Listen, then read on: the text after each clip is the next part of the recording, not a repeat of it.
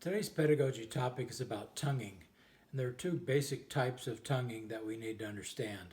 The most common type is what is referred to as tip tonguing, where the front of the tongue goes up and down, just like saying t t t t or da da da da. You feel the front go up and down, and it's usually touching the roof of the mouth or maybe the upper teeth. And then there's another type which is also fairly common called dorsal tonguing, or sometimes referred to as anchor tonguing, and that's where the tongue doesn't go up to the roof of the mouth. The tip, the front of the tongue, if this were your tongue, it's like the fingernail, is against the back of your lower teeth, and it anchors there, and it never comes off. So you tongue with the dorsum of the tongue, or the about an inch back, da da da da da da da da da da. And so it's a type of tonguing which is used mainly by people that have a short little web underneath the tongue called a frenulum, which tends to restrict the motion of the tongue. Now, it used to be that babies sometimes were born with a very tight frenulum that sometimes came all the way to the front of their tongue, and this meant that they were not able to move the tongue up and down at all, not the tip anyways. And so that was what they referred to as being tongue-tied.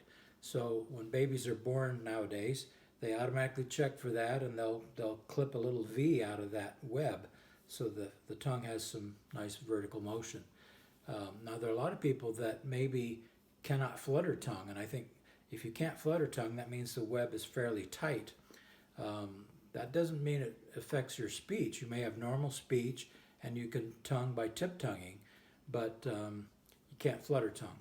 But if you can flutter tongue, then tip tonguing is probably going to be your natural way of tonguing, and you'll probably fall into that automatically. The dorsal tonguing is something which people fall into automatically if they have trouble raising the front of the tongue. So there's two types. Both are fine. Like I said, tip tonguing is way more common, but there are many great players that use the anchor tonguing or dorsal tonguing, including Charles Schluter, Herbert Clark, the great cornetist Jules Levy, Ray Mace, Rolf Schmedvig, Tim Morrison, Armando Gatalla, and Claude Gordon.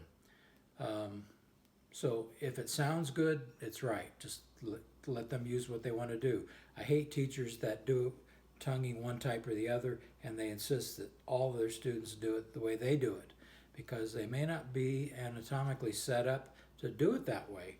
And so sometimes teachers and students get into an argument, and it becomes very frustrating for both student and teacher.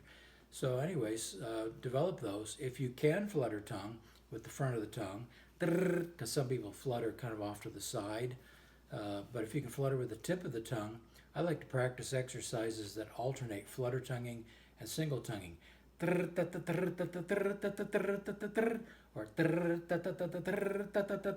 and making sure that the position and motion of the single tongue is identical to the flutter tongue, because your body's trying to tell you that that's the fastest, easiest tongue stroke. So follow the flutter tongue. That's really just single tongue, only super fast. Follow that, and you'll find your speed will quite often improve quite a bit. Thank you very much.